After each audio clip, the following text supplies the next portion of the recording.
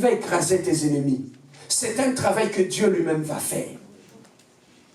Donc, celui qui va se charger de tes ennemis, à toi, tout simplement, ce que tu dois chercher, c'est d'être avec Dieu. Et lorsque tu es avec Dieu, sache que les exploits vont être ton partage. Sache qu'avec Dieu, tes ennemis seront écrasés. Matthieu chapitre 6, verset 33. Mais comment cela arrivera? Comment Dieu écrasera nos ennemis? Comment Dieu fera des exploits dans notre vie? Où se cachent les secrets des exploits et des victoires face à nos ennemis? Les secrets se trouvent dans le livre de Matthieu chapitre 6, verset 33.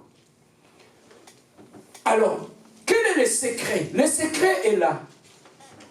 Cherchez premièrement le royaume et la justice de Dieu, et toutes ces choses vous seront données par-dessus. Donc nous comprenons,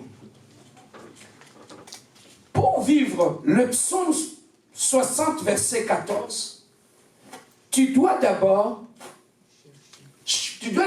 chercher le Matthieu chapitre 6, 33. Je ne sais pas si on me comprend. Oui. Remets-moi psaume 60. Pour vivre le psaume 74, avec Dieu nous ferons des exploits, il écrasera nos ennemis. Pour vivre cela, tu dois d'abord vivre Matthieu chapitre 6, verset 33. Alors, ça c'est la réponse du psaume 60. La réponse du psaume 60 est que cherchez premièrement le royaume et la justice des cieux. Et toutes ces choses vous seront données par-dessus. Par-dessus tout. Donc c'est déjà garanti. Dieu dit toutes ces choses. Donc qu'est-ce que la Bible dit dans toutes ces choses? Ça veut dire que en 2021, tu as des résolutions, tu as des projets. En 2021, tout le monde a des résolutions. Tout le monde veut accomplir de grandes choses. En 2021, tu veux te marier. En 2021, tu veux acheter une maison. En 2021, tu vas avoir un bon travail. En 2021, nous avons plusieurs projets. Je vais voir ma famille unie. En 2021, je vais rencontrer la femme de ma vie. En 2021, je vais rencontrer l'homme de ma vie. Mais toutes ces choses-là, si tu veux le voir s'accomplir, les secrets se trouvent dans cette première partie du verset. Cherchez premièrement le royaume et la justice de Dieu. Le des secrets. Dieu ne dit pas, cherchez d'abord les bénédictions. Il ne dit pas, cherchez d'abord de maison. Il ne dit pas, cherchez d'abord l'argent. Il ne dit pas, cherchez d'abord la richesse. Mais la première des choses que Dieu nous demande, c'est le royaume et la justice de Dieu. Donc nous comprenons que Dieu a ses priorités dans notre vie. Des fois nous prions, nous constatons que nos prières ne marchent pas. Le problème ne se trouve pas dans la foi. Tu pries bien, tu as la foi. Mais le problème se situe à quel niveau? Le problème se situe au niveau de priorité. La Bible dit, nos voix ne sont pas les voix de Dieu.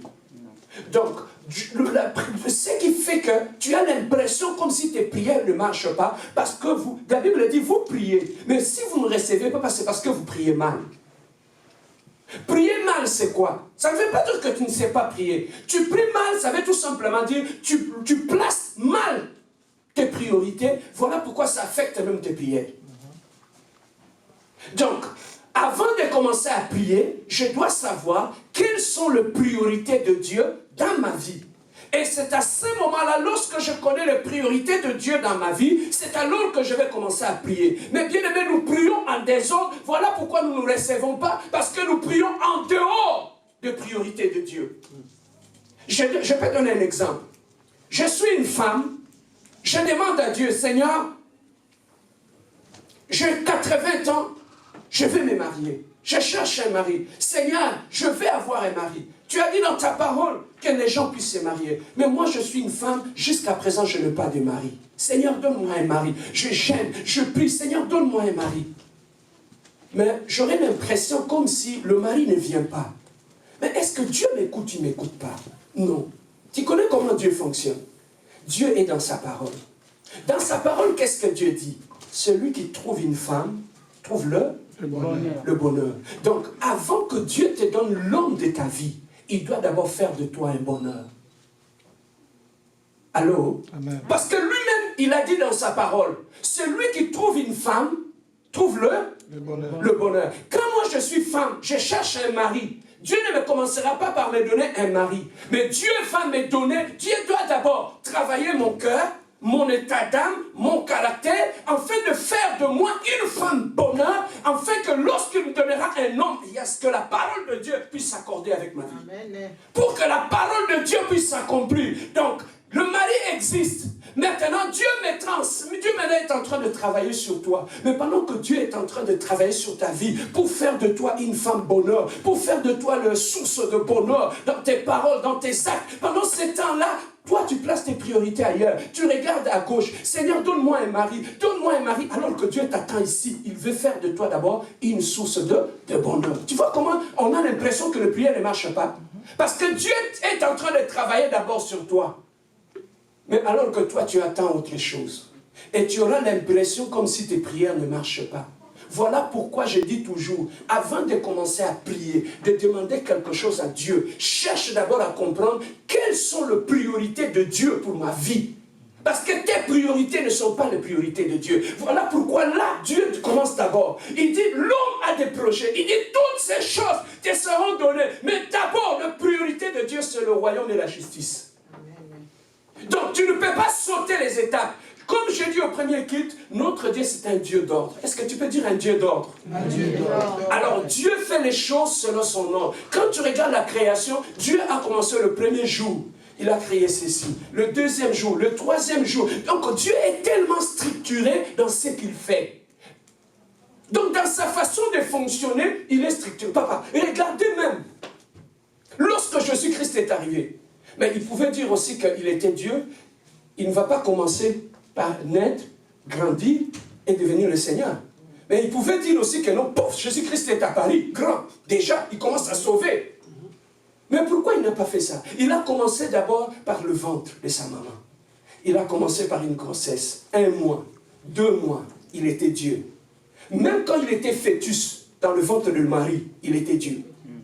Donc il a commencé 1 mois, 2 mois, 3 mois, 4, 5, jusqu'à 9 mois. Et Marie a accouché. Il était bébé, mais il était Dieu.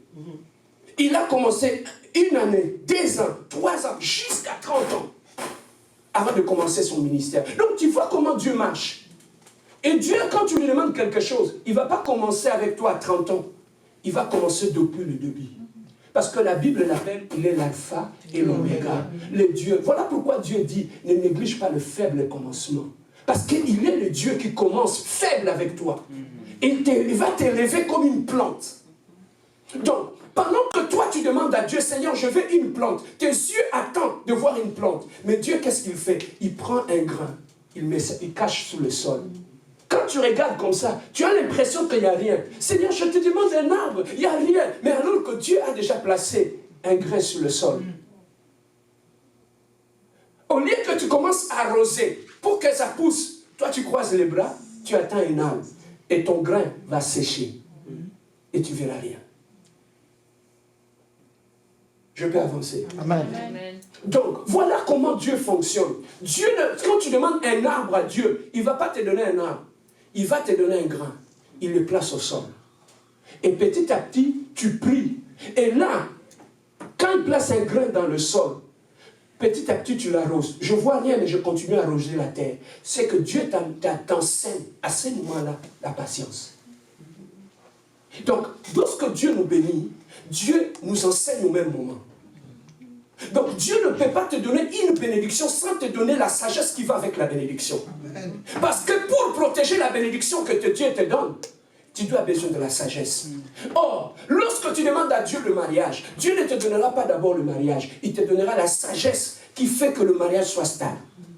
Donc il ne va pas commencer par te donner un mari. Il va d'abord te préparer. Il te donne la sagesse. Il te donne la stabilité. Il te donne la maturité. De telle façon que lorsque l'homme viendra, papa, cet homme se mettra chaque jour à genoux pour adorer Dieu pour la femme que Dieu lui a donnée. Alors, Amen. donc tu vois comment on a l'impression que les choses ne marchent pas. Et qu'est-ce qu'ils nous ont foutus dans ce désordre-là, et ça va prophète. Quand tu arrives, prophète, j'ai besoin de me marier, j'ai besoin d'une femme dans ma vie. Dieu me montre. Dans 6 mois, tu rencontreras l'homme de ta vie. Quel est ce Dieu-là qui peut te donner la femme de ta vie sans te préparer? Quel est ce Dieu-là? Voilà pourquoi, papa, et quand tu le vois ne pas s'accomplir, on est dans la confusion. Mais pour de ma promesse, on m'a donné des promesses. Mais pourquoi je ne le vois pas? Mais parce que Dieu, quand tu lui demandes un arbre, il va te donner un grain. Et jour après jour, il t'enseigne la patience. Il t'enseigne comment arroser. Il t'enseigne comment prendre soin. Papa, tu sais, quand tu as commencé à arroser une plante, depuis qu'elle est petite jusqu'à ce qu'elle va grandir, tu vas respecter la plante. Pourquoi? Parce que tu as vu la patience. C'est comme une femme. Une femme qui connaît la douleur de la grossesse, la douleur de l'enfantement, il ne joue pas avec les enfants. Il respecte les enfants des autres. C'est lorsqu'on n'a pas connu ces choses, des fois, on ne saura pas jusqu'à quel point on peut protéger un enfant. Voilà comment Dieu fait les choses. Donc, si dans ta vie, cherchez d'abord la priorité de Dieu. Le problème dans ta vie, tes priorités ne concordent pas avec les priorités de Dieu. Voilà pourquoi tu as l'impression de tourner en rond, les choses ne marchent pas. Voilà pourquoi Marie a dit, Seigneur, fais de moi ce que tu veux. Parce que ça ne dépend pas de moi, ça dépend de Dieu. Donc, nous arrivons à un point où tu laisses Dieu, celui-même, placer les priorités dans ta vie. En 2021, c'est une année de grandeur, c'est une année d'élévation, c'est une année de ceci ou de cela. Mais bien aimé, pour que tu puisses voir tout cela, Dieu prépare toujours. Il a utilisé Moïse. Pour envoyer Moïse devant Pharaon, Dieu lui a mené au désert. Il a commencé par le former. Prends cet arbre, jette, et ça se transforme en serpent. Fais ceci, fais cela. Dieu le forme. Dieu ne pouvait pas envoyer Moïse simplement comme ça devant Pharaon. Avant que Joseph, il a vu des visions, ne soit élevé, puisse venir premier ministre en Égypte. Tu sais ce qu'il a traversé? Dieu a formé son cœur dans la souffrance, dans le rejet, dans l'abandon, dans des trahisons. Et là, Dieu était en train de forger son mental. Il était en train de forger son cœur. Et c'est ça qui a fait que quand il est sorti de la prison, papa, il ne jouait plus avec la vie. Dieu commence toujours par nous préparer. Lève ta main, dis Seigneur, prépare-moi. Seigneur, prépare-moi. Prépare-moi pour ma bénédiction. Je suis prêt pour la préparation. Dieu, avant d'amener Israël à Canaan, il les a fait passer par le désert. Papa, tu ne peux pas entrer dans ton Canaan sans passer par le désert. Dieu t'amènera au désert. C'est là au désert que Dieu t'apprendra l'obéissance à Dieu. Yes. Le temps que tu passeras au désert dans ta vie dépendra de ton obéissance. Dans la vie, plus tu es moins obéissant, plus tu resteras au désert. Israël pouvait passer cet endroit pour quelques mois, pour quelques semaines. Mais Israël a passé 40 jours, 40 nuits au désert. Parce qu'il ne savait pas la priorité de Dieu. Dieu a dit, je ne peux pas mener ce peuple, quand bien même ils ont la promesse. Mais ils ne pourront pas directement à Canaan. Joseph, quand bien même tu as vu des visions, tu ne quitteras pas la maison de ton père pour aller en Égypte, devenir premier ministre. Tu connaîtras le chemin de la trahison par tes propres frères. Dieu va forger ton cœur dans la souffrance. Papa, des fois des situations que nous rencontrons dans la vie, ce n'est pas que les gens veulent te faire du mal, mais Dieu te prépare à l'élévation. Dieu ne peut pas faire de toi un homme, une femme de référence, un homme de référence, sans te faire passer par le désert. C'est lui que Dieu a préparé. Papa, parle dans le désert. Lorsqu'il s'élève, il est différent. Je peux aller plus loin. Dieu a pris Moïse. Il lui a dit, prends le bâton, jette au désert. Il a pris le bâton, il l'a jeté. Le bâton s'est transformé en serpent. Il a dit, prends le bâton. Quand il a pris le bâton s'est transformé en serpent. Il a préparé. Et quand ils sont allés écouter la révélation, quand ils sont allés à la maison des pharaons, Pharaon, il a pris ses magiciens, ils ont jeté leur bâton. Ça s'est transformé aussi en serpent. Et Moïse a pris aussi son bâton, il l'a jeté. Ça s'est transformé en serpent. Il y avait 2 serpents. Le serpent de Moïse et le serpent des pharaons.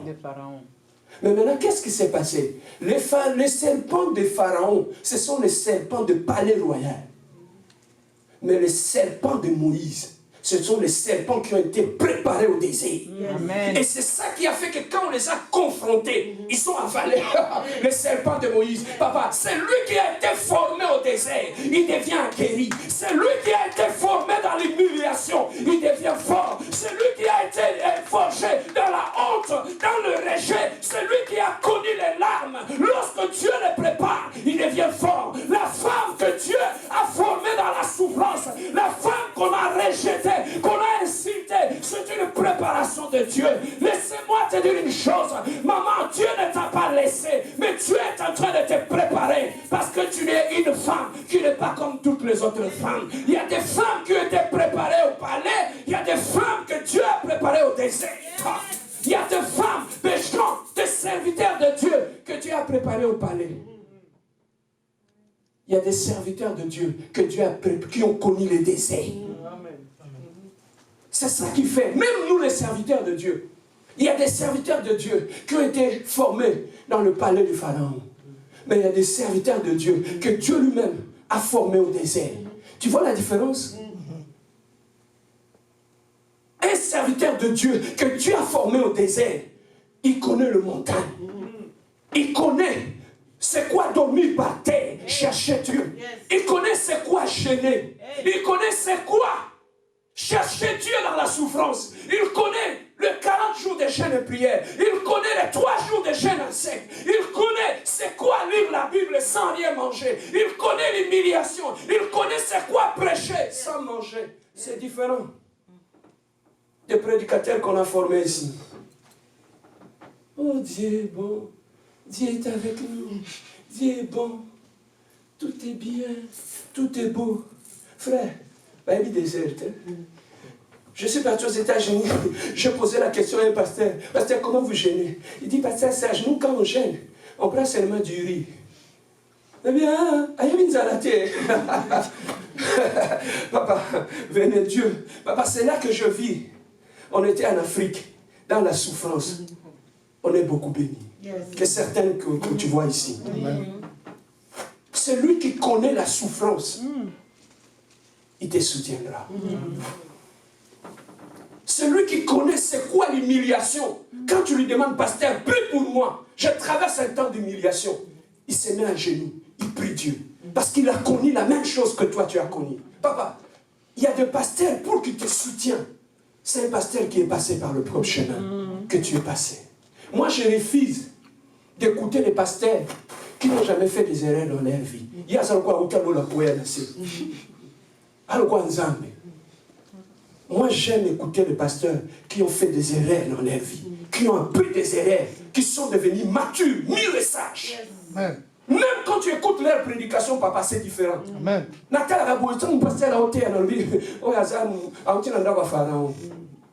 Mais celui qui a connu le désert, quand il part, tu le sens. Tu le sens, papa. Beaucoup, ceux qui ont grandi dans la maison de Pharaon, ils sont restés seulement avec des beaux Français. Un Français qui tourne. Oh, Jésus est bon. Oh, Jésus est bon. Jésus va faire des choses. Jésus. Oh, mon Jésus. Là, ils sont restés avec ça. Ils ne connaissent pas les jeûnes et prières. Ils ne connaissent pas la généalogie. Hein? Ils ne connaissent pas la généalogie. Ma wombi. Ma bolongonase. Amen. Papa. Baby mangengenge. Baby ngomba luzizi. Aïe aïe aïe. Papa, nous on a été formés au désert.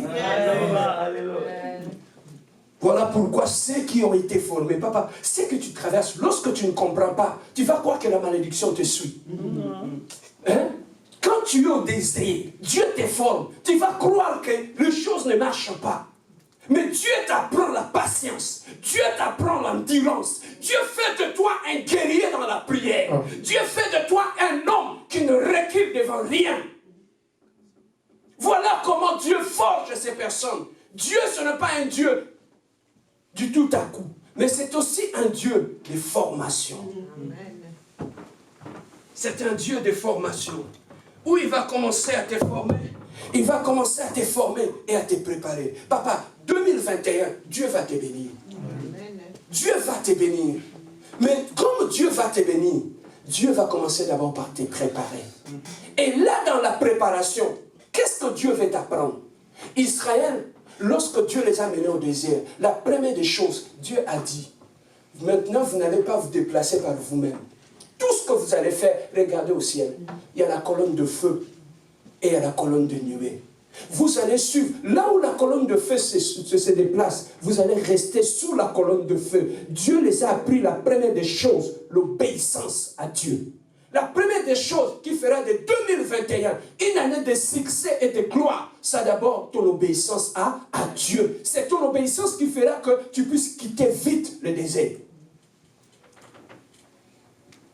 Amen. Hein? Amen. C'est ton obéissance. Papa, dans la classe, hein, il n'y a pas des enfants qui sont intelligents, il n'y a pas des enfants qui sont bêtes.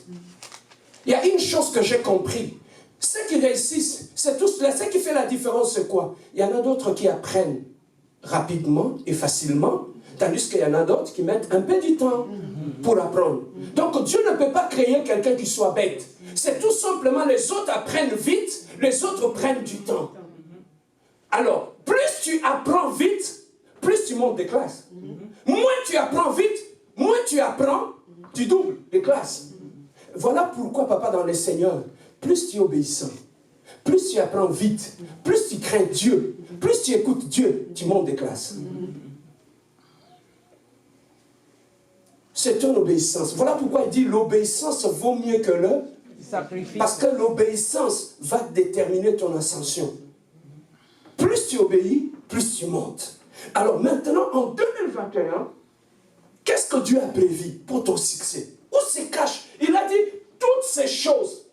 Dieu n'a pas dit certaines choses. Il a dit toutes ces choses. Donc, pour que tout ce que tu as dans ton cœur, tu le vois, tu puisses le voir s'accomplir dans ta vie en 2021, les secrets se cachent dans le royaume et la justice de Dieu. Maintenant, pasteur Serge, c'est quoi le royaume de Dieu? Comment chercher le royaume de Dieu? C'est que la première des choses que nous devons savoir, la priorité de Dieu cette année dans ta vie, c'est d'abord le royaume et la justice de Dieu. On répète après moi.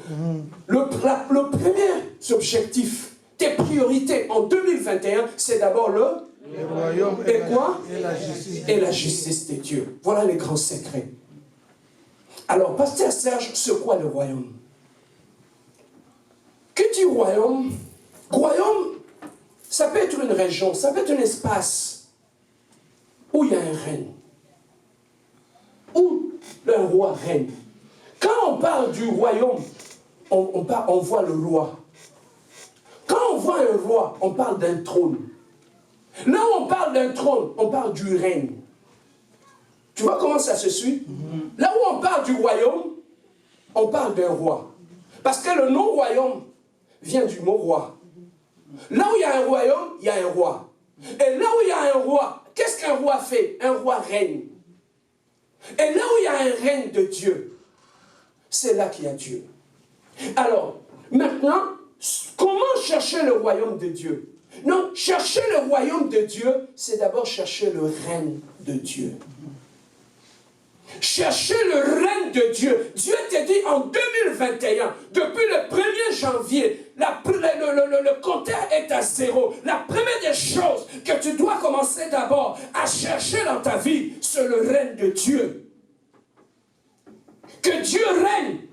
D'abord, la première chose, que Dieu règne. Papa, où se trouve le trône dans la vie d'un homme? Où se trouve le trône? Le trône, ça se trouve dans le cœur. Alors, quand Dieu t'a dit chercher premièrement le royaume de Dieu, ça veut tout simplement dire, il faut maintenant, en 2021, chercher que Dieu règne totalement sur ton cœur. Mais pourquoi Dieu demande que lui puisse régner sur notre cœur? Parce que là où Dieu ne règne pas, il y a autre chose qui va régner. Là où Dieu ne règne pas, la colère peut régner. Là où Dieu ne règne pas, le péché peut régner. Là où Dieu ne règne pas, l'impudicité peut régner. Qu'est-ce qui règne sur le trône de ton cœur? Là où Dieu ne règne pas, la haine peut régner. Là où Dieu ne règne pas, le manque de pardon peut régner. Voilà pourquoi Dieu dit, donc sur ton cœur, ne laissez pas autre chose régner. Là où Dieu ne règne pas, c'est le moi qui peut régner dans ton cœur. Alors là où Dieu ne règne pas, tu ne verras jamais l'accomplissement de toutes ces choses. Donc le plus grand secret, si tu veux avoir ce que ton cœur désire, laisse d'abord l'espace que Dieu règne dans ton cœur. Lorsque Dieu commence à régner dans ton cœur, maintenant, pasteur Serge, comment savoir que Dieu règne dans mon cœur? Parce que celui qui règne sur mon cœur, c'est Dieu. Comment savoir que lui règne sur mon cœur? Parmi les premiers signes pour connaître que Dieu règne dans le cœur de quelqu'un. Parce que celui qui règne, c'est un roi. Et la Bible dit, Dieu, c'est un Dieu d'amour. Donc, parmi les premiers signes pour savoir que quelqu'un, que Dieu règne dans sa vie, ce n'est pas parce qu'il lit la Bible 24 heures sur 24. Non. Ce n'est pas parce qu'il gêne 100 jours sur 100. Ce n'est pas parce qu'il dort à l'église. Ce n'est pas parce qu'il fait ceci ou il prêche, il connaît beaucoup de versets bibliques. Non. Pour savoir que quelqu'un, Dieu règne dans son cœur, la première des choses, on voit que cet amour, il a beaucoup d'amour en lui. Donc, laisser Dieu régner dans notre cœur, c'est à dégager de l'amour. Voilà pourquoi Dieu dit, vous le connaîtrez par leurs fruits. Quand Dieu règne dans ton cœur, tu produis les fruits de l'amour. L'amour est patient, l'amour ne soupçonne pas le mal, l'amour n'est pas orgueilleux, l'amour n'est pas égoïste, l'amour n'est pas fanfaron, l'amour ne pense pas au mal des autres. Donc, ce n'est pas le parler en langue qui montre que Dieu règne en toi. Ce qui montre que Dieu règne dans ton cœur, c'est l'amour. Là, tu commences, là où il y a l'amour, papa, l'amour c'est comme le parfum. Quand tu l'as en toi, tu dégages l'odeur. Papa, je peux mettre le parfum chez moi à la maison. Tu peux ou ne pas me voir, mais quand je passe à côté de toi, tu sentiras l'odeur du parfum. C'est ça celui qui marche avec Dieu. Il dégage le parfum d'amour. Alléluia. Il dégage un parfum. Même quand tu ne le connais pas, la première fois que tu le vois, je n'ai pas besoin, même si je te vois la première fois, je peux savoir si tu as mis du parfum ou pas. Lorsque tu as mis du parfum, quand tu passes, tu dégages l'odeur du parfum. Et les gens savent que tu as mis du parfum, n'est-ce pas? Amen. Maintenant, quand tu n'as pas mis aussi du parfum, tu peux dégager aussi l'odeur. L'odeur, c'est quoi? L'odeur corporelle. Tu sens la sueur. Ça, c'est l'odeur naturelle. Quand tu passes aussi, on saura que frère Oyo, à parole il peut. Hein? Amen. Alors, c'est comme ça aussi. Donc, quand tu as Dieu, papa, ça ne sert à rien de commencer à dire à tout le monde, moi j'ai pris, je suis chrétien, que vous me le croyez ou pas, sachez que je suis chrétien. Bien aimé, ce n'est pas ça. Quand tu as Dieu, tu n'as pas de publicité à faire, tu dégages le parfum. C'est lui qui marche avec Dieu. On n'a pas besoin de savoir il va à l'église ou pas. Quand on parle avec lui, il dégage le parfum. Quand on est à côté de lui, il dégage l'amour, il dégage la joie. Même quand il parle, tu sens toujours dans son langage l'amour. Tu sens toujours quand il donne des conseils, c'est l'amour. Tu sens toujours tout ce qui est en lui, c'est l'amour. Pourquoi? Parce qu'il y a quelqu'un qui règne dans son cœur. Dans son cœur, il y a un règne d'amour. C'est ça, papa. Trop souvent, on se trompe. On croit que parce que quelqu'un donne des prophéties, il donne des prophéties, wow, lui, il a dit. Hein? Mais non, pour savoir que quelqu'un a Dieu, ce n'est pas le nombre de versets bibliques ou des dons spirituels. Papa, tu peux chanter à la chorale, être sadique. Tu peux diriger la prière à l'église et être méchant. Parce qu'on ne nous a pas enseigné le règne de Dieu. Là où Dieu règne, c'est un règne d'amour d'abord. Là où Dieu règne, c'est un règne de pardon. Voilà pourquoi Dieu nous demande de chercher premièrement le règne de Dieu dans notre caractère. Tu vas trouver que lorsque Dieu commence à régner sur ton caractère, la colère est partie, la haine est partie, la joie est partie. J'avais dit au premier culte, lorsqu'un enfant, on envoyait un enfant, Va au dépanneur, va m'acheter n'importe quoi au dépanneur. Le petit garçon, quand il va au dépanneur, il peut rencontrer ses amis au chemin. Il peut s'arrêter, commencer à rire avec ses amis, blaguer. Et ensuite continuer son chemin, aller au dépanneur. Mais imagine-toi le même petit garçon, quand il va au dépanneur avec sa mère ou son père à côté, même s'il voit ses amis, est-ce qu'il va s'arrêter? Non. Est-ce qu'il va blaguer? Non. Pourquoi? Pourquoi il ne va pas blaguer? Il est à côté de ses parents, il a peur. Parce que le parent représente quoi? L'autorité. Donc, la présence des papas, c'est le même garçon. Quand il était seul, il blaguait. Quand son père est là, il ne blague plus. Mais qu'est-ce qui a changé? Parce que c'est la même personne, le même parcours, le même amis. Mais qu'est-ce qui a changé que là, il blaguait, maintenant, il ne blague plus? C'est que la présence de son père à côté de lui a conditionné son comportement. Donc, celui qui marche avec Dieu, son comportement est aussi influencé par la présence de Dieu qui est à côté de lui. Même si je voulais insulter, quand je sais que Nzamba Nanga a battu le monoko. Donc là, tu ne fais plus les choses comme tu veux le faire. Tout simplement parce que Dieu est avec toi. Dieu est à côté de toi. Il y a certaines choses que tu ne peux pas faire. Donc c'est lui qui est conscient du règne de Dieu dans sa vie, de la présence de Dieu dans sa vie. Il ne fait plus les choses. Papa, quand tu prends deux personnes, celui qui marche avec Dieu et celui qui marche seul, c'est différent. Celui qui marche seul, il fait tout ce qu'il monte dans son cœur, tout ce qu'il monte dans sa tête. Mais celui qui marche avec Dieu, même si tu le vois seul, papa, tu sens la crainte de Dieu en lui. Pourquoi? Parce qu'il sait que je marche avec un Dieu. Je marche avec Dieu. Voilà pourquoi je dis toujours aux jeunes, mes amis, je donne toujours ces conseils. Quand tu as les noms de Dieu dans ta bouche, éloigne-toi du mal. Parce que Dieu, on ne le mélange pas avec le péché. Quand tu mélanges Dieu avec le péché, c'est toi que Dieu va exposer. Alors, Amen. on ne mélange pas Dieu avec le péché. Papa, au ciel là-bas, Dieu ne cohabite pas avec le diable. Au ciel, Dieu ne cohabite pas avec le péché. Tu penses que c'est dans ta vie que Dieu va changer de nature, que Dieu va accepter de vivre avec ton péché caché? Non.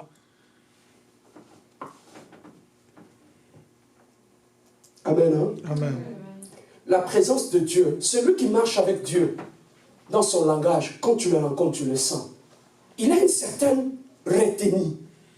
Même quand il veut parler, même quand il va faire des choses, même certaines conversations, papa, quand tu es conscient de la présence de Dieu dans ta vie, papa, il y a certaines conversations, quand on les débite, tu te retires. Pourquoi? Parce que ils disent n'importe quoi, mais moi j'ai un Dieu. La Bible, Jésus-Christ te dit, mon Père, lorsque tu l'honores en cachette, il t'honore en public. Donc c'est lui qui honore Dieu dans sa vie, dans sa conduite. Il y a certaines choses, papa, à cause de la présence d'Yanzam.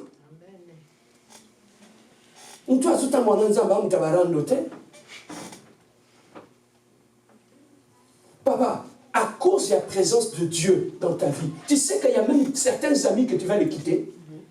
Tu ne supporteras plus marcher avec tout le monde hein, quand tu marches avec Dieu. Mais comment les gens qui marchent, des amis, qui ne prient pas, qui marchent avec le diable, qu'est-ce qui vous lie? Qu'est-ce qui vous lie? Toi tu marches avec Dieu. Dis-moi, point commun, dénominateur commun, Ezali, Wapi. Exacté. Mais pourquoi tu te sens à l'aise avec ces gens-là? C'est qu'on s'en a embêté. Papa, quand tu marches avec Dieu, tu choisis même des amis avec qui tu peux traîner. Tu ne fréquentes pas les autres. Pourquoi je dis cela? Tu sais qu'il y a des gens, moi j'ai des amis, hein, ils craignent Dieu. Ils sont pasteurs aussi. Quand tu es à côté d'eux, tu te contrôles. Hein. Pourquoi? Parce que tu sais que cet ami craint Dieu. Donc je ne peux pas faire n'importe quoi avec lui. Mais maintenant pose-toi la question. Pourquoi les gens disent n'importe quoi avec toi, racontent n'importe quoi, font n'importe quoi avec toi? C'est parce que la vie vous en embête. Pourquoi on a la facilité à voir que ton gars ne pas naïo? Parce qu'il vous en embête. Mais c'est lui qui sait que tu crains Dieu, tu as Dieu. Même quand il veut prendre son téléphone, il sait, Norbert, Angélique, bah solo wana et le kate pas naïo. Mais aujourd'hui, pourquoi les gens se sentent à l'aise de faire le péché à côté de toi? On prend d'abord une femme. Tu sais qu'il y a des femmes qui sont des femmes de caractère. Elle a une personnalité. Tu sais que même un aventurier a peur de l'approcher. À cause de la personnalité de cette femme-là. Et si on a peur de raconter de bêtises à une femme à cause de sa personnalité, et à combien plus forte raison une femme qui marche avec Dieu? Une femme, papa, je dis toujours aux femmes, ne sois pas content quand même des aventuriers, des Juliens, des Giselins commencent à te draguer. Comment ça? Ne sois pas content. Ne sois pas content. Ça démontre que en toi, il ne voit rien. Il s'approche pour te dire n'importe quoi. Fais en sorte que les gens puissent réfléchir 2 fois avant d'ouvrir la bouche pour te parler. Pourquoi les gens ont une certaine facilité, même des conversations bêtes, ils se sentent à l'aise de venir te le dire? C'est parce qu'ils ne voient pas Dieu en toi. Je peux aller loin. Quand tu es dans un salon mortuaire, tu peux commencer quand tu es dehors, sur Sherbrooke, tu ris, tu racontes tout. Dès que tu entres à Marius Poirier là-bas, qui va te dire de changer d'attitude? Personne. Est-ce qu'on va te dire, frère, au contraire, ne ris plus? Non. Mais pourquoi tu as changé ton attitude? L'environnement. En fait en sorte que quand tu es rentré, tu as modifié ton attitude par rapport à ton environnement. Mais pourquoi ceux qui nous ont appris ça dans la vie, pourquoi ils ont changé?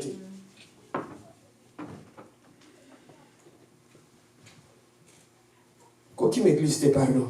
Moi, je prêche toujours comme ça.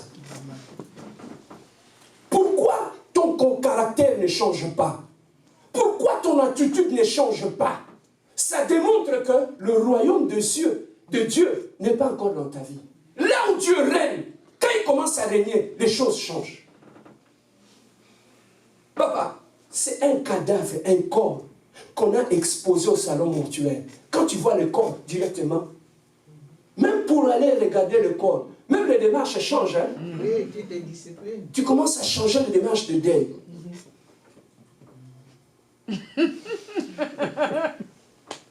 À cause d'un cadavre, tu changes ton démarche, tu changes ton attitude. Papa, et pourquoi pas Dieu? Pourquoi à cause de la présence de Dieu dans ta vie, tu ne peux pas modifier ton caractère? Tu insultes facilement, tu critiques facilement, tu peux à 10h du matin des conversations qui ne glorifient pas Dieu, si ça ne te gêne pas, tu te sens à l'aise avec. Pourquoi tu peux envoyer des photos compliquées à des heures compliquées?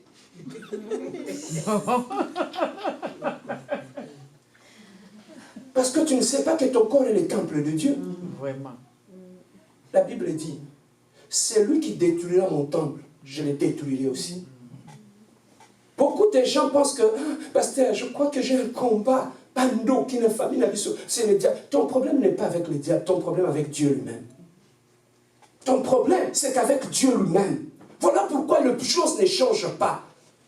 Cherchez premièrement le royaume. Le royaume, lorsqu'il descend dans ta vie, le règne de Dieu, lorsqu'il commence à régner dans ta vie, les choses changent dans ta vie. Ton attitude change, tes sujets de conversation changent. Laisse que 2021, ça soit une année où Dieu va régner. Lève ta main, dis Seigneur, règne-moi. Seigneur, change-moi. Brise-moi. Transforme-moi. Au nom de Jésus. Il a dit, lorsque le règne de Dieu s'installe, c'est alors que toutes ces choses vous seront données. Lorsque tu commences à vivre sous le règne de Dieu, lorsque Dieu commence à régner dans ton cœur, dans ton attitude, dans ton caractère, dans tes projets, dans tout ce que tu fais, c'est à ces moments-là, papa, écoutez, Dieu dit, voici le miracle qui accompagneront ceux qui ont crié. Il n'a pas dit qu'on cherchera les miracles. Il a dit que le miracle vont accompagner ceux qui ont crié. Amen. Donc, nous comprenons que dans le Seigneur, on ne cherche pas le miracle. Lorsque seulement tu commences à croire, c'est alors que le miracle t'accompagne. C'est comme Dieu a dit. Qu'est-ce que Dieu a dit? Il a dit, toi, tu es la femme que Serge va épouser. Mais lorsque moi je commence à craindre Dieu, à marcher dans la crainte de Dieu, je mets ma vie droit devant le Seigneur, c'est alors que la femme que Dieu a choisie pour moi va m'approcher pour m'accompagner. Je ne veux pas les chercher. Elle viendra d'elle-même. C'est lui qui connaît ses principes. Il ne cherche pas la bénédiction. Tu sais qu'il y a des gens qui ne demandent rien à Dieu, mais c'est Dieu lui-même qui regarde leurs besoins et qui leur répond. Pourquoi? Parce qu'ils ont voulu d'abord chercher les priorités de Dieu, le royaume de Dieu, dans ton cœur, dans ta maison. Et lorsque tu installes le royaume de Dieu, la deuxième des choses, pasteur, la justice. Mais c'est quoi la justice de Dieu, pasteur Serge? Lorsque tu vas en cours, un avocat est en train de défendre son client. Lorsqu'on donne la parole, avocat, monsieur l'avocat, passe, va défendre ton client. Mon avocat passe. Il dit, Excellence, si on dit ça, majesté ou quoi, là, il dit, Excellence, selon l'article 24 du Code de la famille, alinéa 3, je m'appuie sur ça pour démontrer que mon client, il est innocent. Mais pourquoi il a déclaré que son client est innocent? Il s'est appuyé sur cet article-là pour démontrer que son client est innocent. Amen, hein? Amen. Alors, c'est ça. Il va avoir la justice. Mais pour la justice, son client doit être en ordre par rapport à la loi pour qu'il puisse obtenir justice. C'est comme ça aussi avec la parole, la justice là. La justice là, c'est quoi? Pour que tu puisses obtenir la justice de Dieu dans ta vie, ça veut dire quoi? Dans la justice, on trouve la volonté de Dieu. Donc, Dieu dit, cherchez d'abord le règne de Dieu dans ta vie, et ensuite, cherchez la volonté de Dieu dans ta vie. Voilà les deux choses qui feront que tout ce que tu cherches aux amours. Ici, on ne prêche pas de l'eau. Il y a le mungwa,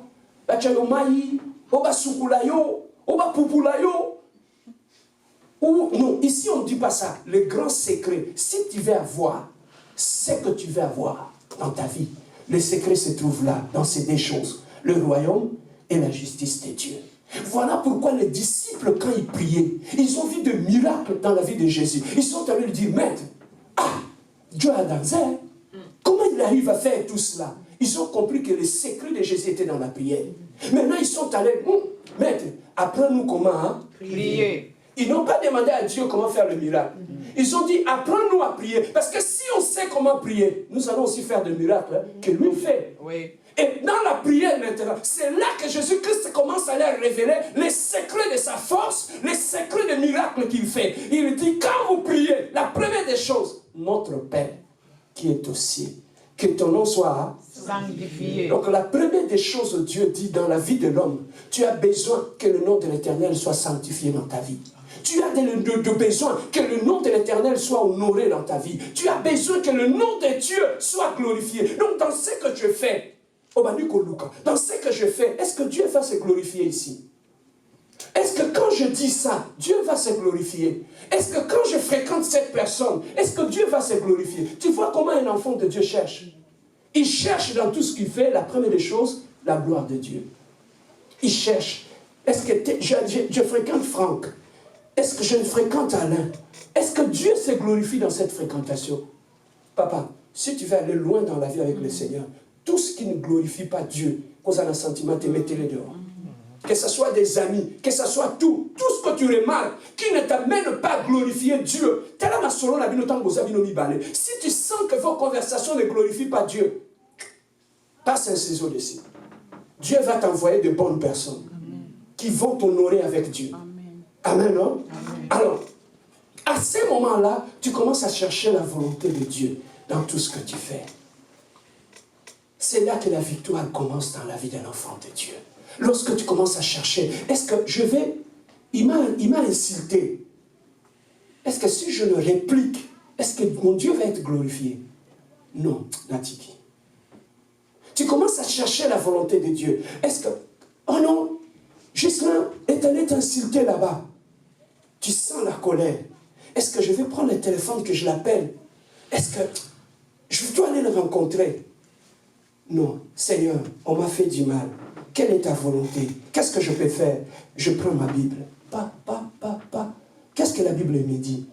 Seigneur Dieu, dans sa parole, à moi la vengeance, à moi la rétribution. Est-ce que j'aurais encore envie de l'appeler? Non. Je dis, Seigneur, ta parole dit, à toi la vengeance, à toi la rétribution. Seigneur, réponds. Quand tu commences à appliquer la parole de Dieu comme ça, c'est alors que les gens vont constater la sagesse en toi. Tu sais, la sagesse commence où? La Bible dit, la sagesse commence lorsqu'on commence à fonctionner selon la parole. Dans tout ce que tu fais, papa, tu sais le problème que nous avons dans notre vie, pour terminer, le problème que nous avons dans notre vie, tu sais ça vient d'où? À 80% de problèmes autour de la vie, si tu remarques très bien, c'est la désobéissance à la volonté de Dieu. On veut faire les choses comme nous voulons. Je veux faire les choses comme mon cœur me pousse, comme ma chair me pousse de faire. C'est là qu'on a des problèmes. Et remarquez que tout le problème que nous avons, très bien vendre l'inona batuana au banga kinzambete. Vous avez ensemble, vous avez maboke, vous avez solola, vous avez ma solo, vous glorifiez nzambete. Tu voulais avoir quoi? La Bible dit c'est que l'homme sème, il est moisson, non? Tant que vous vendez na batu, kotonga, kosolola, n'importe quoi, on est bokani. Baso cholanga, baso finanga, mokona kini na bango. Yango bokani, non? Quand tu sèmes le maïs, tu récoltes quoi? Le maïs. Le maïs. Mais quand j'ai des amis, on parle, toutes nos conversations tournent autour de la crainte de Dieu, de la parole de Dieu, de ceux qui honorent, de ceux qui glorifient. Est-ce qu'un jour, on citera ton nom quand on dit Moutou? Non. Tout ce ton nom est sur Jésus. Est-ce que tu vas retourner là? L'ongola va combattre battu la mounoko. Si tu continues, au sein de la mboko, il y a mon abisso de comment la bisso retourne à Jésus. Uninga malamu. Amen. Yo somo mtu utonga yeye au pambola yo. So yo iposa utonga. Funga la Bible. Benga mtu yeye totonga Yesu. Utonga na bino Yesu. Des fois c'est plus fort hein, les habitudes. Quand tu as l'habitude, il y a utonga kabatu. Pour les changer, change maintenant. Olo tonga batu, tonga Yesu. Vous êtes dans la Bible quoi? Frère Fernando, Yesu penza, akufa la Bible. Il est mort à moitié ni. Il peut qu'on a le bien, akufa la masungu na biso. Si ko to sani, frère to bongwana. Amen. Hein? Amen. Tu sais pourquoi je dis cela? Moi, je pars toujours de la nature. Hein? Quand quelqu'un fait un AVC, lorsqu'il va au centre de réadaptation, quand tu apprends à marcher, il y a des vélos, non? Il y a des appareils de kiné. Qu'est-ce qu'on fait? On t'apprend à marcher. C'est en apprenant à marcher que tu vas réapprendre à marcher. Donc, si tu critiquais, tu vas arrêter de critiquer. Des fois, c'est très difficile d'arrêter sur le champ. Au lieu de changer, d'arrêter de critiquer, change de personne. Au lieu de critiquer les hommes, critique Dieu. En forgeant, on devient forgeron. Alors voilà, bien aimé, si tu veux voir en 2021 le succès, la réussite, les secrets se trouvent là. Chercher le règne de Dieu et chercher la volonté de Dieu dans tout ce que tu fais. Lorsque tu commences à chercher la volonté de Dieu, tu vas trouver que la vie deviendra facile. Les choses deviendront faciles. La bénédiction va t'accompagner. Pourquoi? Parce que tu vis dans la volonté de Dieu. Voilà pourquoi j'ai dit, le grand secret, il faut être dans la volonté de Dieu et sous le règne de Dieu. Je ne sais pas si tu comprends. En 2021, entre dans la volonté de Dieu et place-toi sous le règne de Dieu. Et tu vas voir la différence dans ta vie. Le succès va être là. La réussite va être là. Parce que sans le règne et la volonté de Dieu, il te sera très difficile que 2021 soit une année de succès. Voilà les secrets que je voulais partager avec toi en ces premiers dimanches de l'année. Le secret se trouve dans le royaume et la justice de Dieu. Alors, là, il dit, cherchez premièrement le royaume et la justice de Dieu. Toutes ces choses vous seront données par-dessus tout. Qui va donner toutes ces choses? Qui donne toutes ces choses? Nzambe. C'est Dieu. Donc, il faut d'abord réparer avec celui qui donne, non? Oui. Alors, pour réparer avec celui qui te donne, il te donne des conditions. Le royaume et la justice. Donc, lui, il ne dit même pas de gêner ou de quoi que ce soit. Est-ce que gêne les gens? Il dit seulement chercher quoi? Le royaume Et la justice. Et après, par sur quoi les choses vous seront données. Donc, il est prêt, il dit, j'ai ça. Je vais te le donner. Mais c'est que je te demande d'abord le royaume et la justice de Dieu. Le règne et la volonté de Dieu. Commence maintenant à chercher la volonté de Dieu à partir d'aujourd'hui dans ce que tu fais. Tout ce que tu trouves qui ne glorifie pas Dieu, qui n'est pas volonté de Dieu, il y a un sentiment dit, katano. Moi, si je te dis ces choses-là, j'avais des sentiments aussi. J'ai laissé des amis dans ma vie par sentiment, mais ce sont les mêmes personnes qui m'ont fait du mal. Ce sont les mêmes personnes qui m'ont fait du mal à cause des sentiments, boumak. Quand il faut être strict dans ta vie, sois strict. En cette nouvelle année, que parmi tes résolutions, Yaya, cherche d'abord le royaume et le règne de Dieu. Les objectifs cette année, tu as des hommes que tu dois faire quitter. Pour aller prendre place. Tu as des hommes que tu dois faire quitter dans ta vie. Il y a des hommes qui doivent quitter ta vie pour que tu puisses voir la gloire de Dieu. Il y a des endroits que tu ne peux plus être. Voilà pourquoi prendre de nouvelles résolutions pour cette année. Est-ce que quelqu'un a été béni ce matin? Lève-toi là où tu es, nous allons prier. Amen. Il n'y a aucune religion où le leader a pris la place des autres et est mort. Ça, c'est le mystère du royaume. Lorsque le royaume de Dieu entre dans ta vie, tu cesses d'être dans la poussière. Dieu t'élève et te fait asseoir avec le grand. Ça, c'est le mystère du royaume. Bien aimé, lorsque le royaume s'installe dans ta vie, physiquement, les gens ne voient rien. Que ta volonté soit faite sur la terre comme au ciel. Donc, ça veut tout simplement nous dire, ce qui se réalise sur la terre n'est qu'une conséquence des pièces. Ce qui a été décidé au ciel. La croix, bien-aimée, c'est là que tu dois être mise à mort. C'est à la croix que la nature charnelle meurt en nous. C'est à la croix, bien-aimé dans le Seigneur, que la malédiction tombe. Et une fois que Dieu vous a sauvé du monde, parce que personne ne vient dans le Seigneur par lui-même, sans que Dieu l'appelle. Donc le salut, c'est un appel. Donc par ta propre force, tu ne peux pas venir au Seigneur. Tu as été appelé d'une manière ou d'une autre. Et lorsque tu as reçu l'appel, le premier appel que nous recevons dans la vie chrétienne, c'est l'appel au salut.